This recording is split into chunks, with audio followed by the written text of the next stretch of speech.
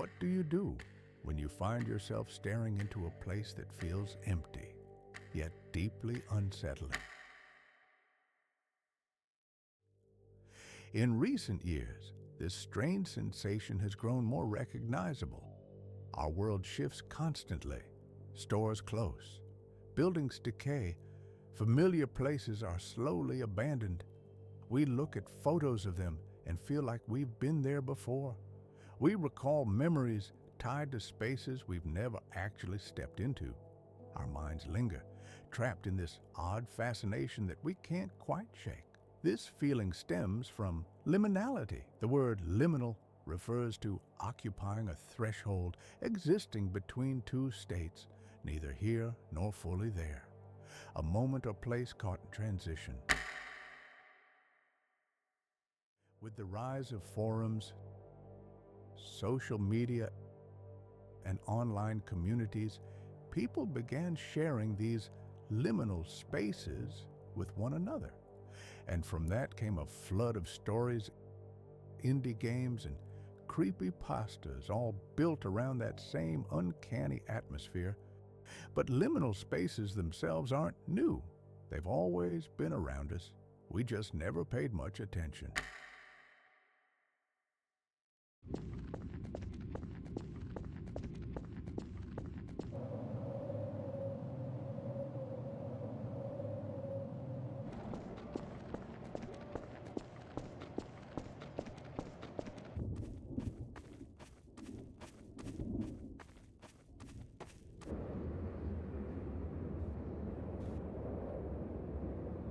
What is it that makes these empty maps and forgotten rooms feel so unnerving? Is it the stillness? The hollow calm of a place designed for people who clearly aren't there anymore? Or is it the faint illusion of life in the distance? The muffled sound of a TV, the hum of a light, the sense that someone should be here, yet isn't? It's a strange anticipation waiting for someone you somehow know will never come, even when everything around you suggests otherwise. Furnished apartments, lit hallways, half-used objects. It feels lived in, but no one lives there. During the late 90s and early 2000s, video games unintentionally embraced this idea. Titles like Gary's Mod and Silent Hill built entire worlds that existed in this eerie transitional state. Silent Hill especially leaned into it.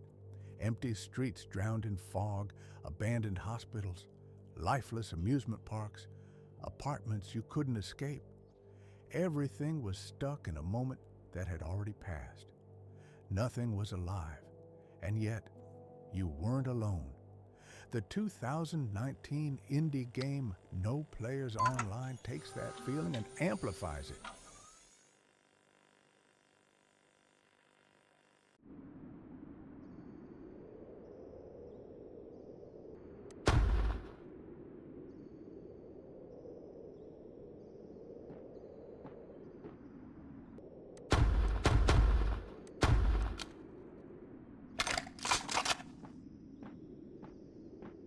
You enter a multiplayer arena that was once full of players, full of life, and now you walk through it completely alone.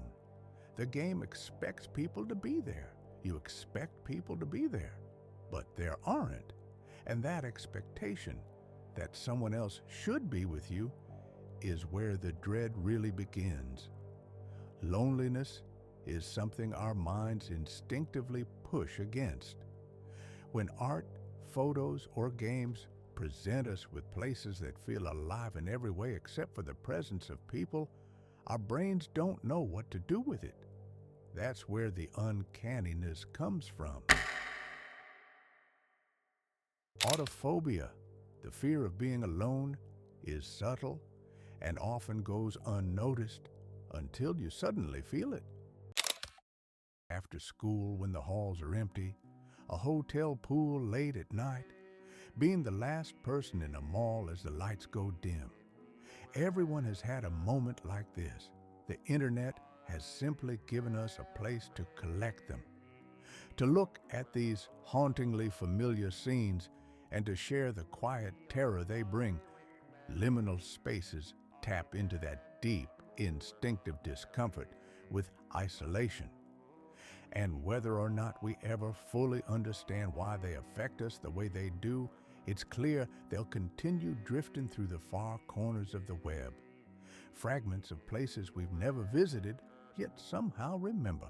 They act as reminders, echoes, a glimpse into a world that exists just beyond reach, fading, distant, and eerily unfamiliar.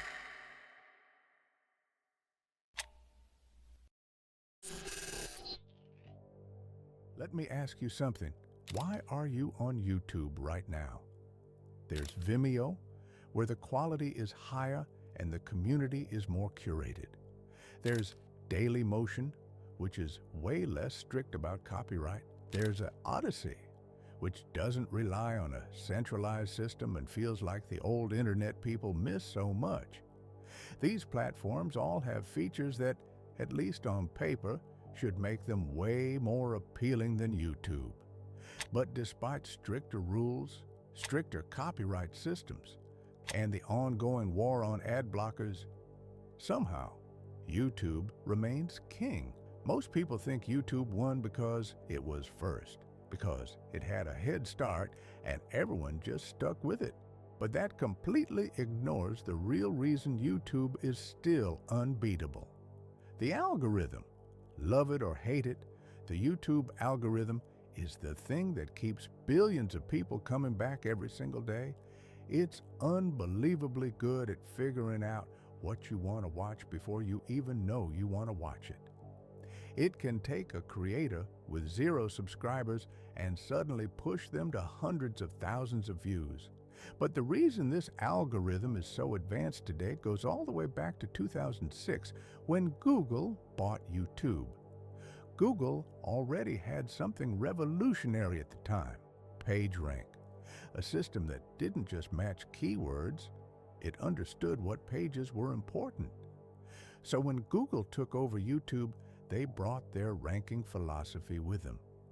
Over the years, YouTube evolved from simple keyword matching to deep learning recommendation models.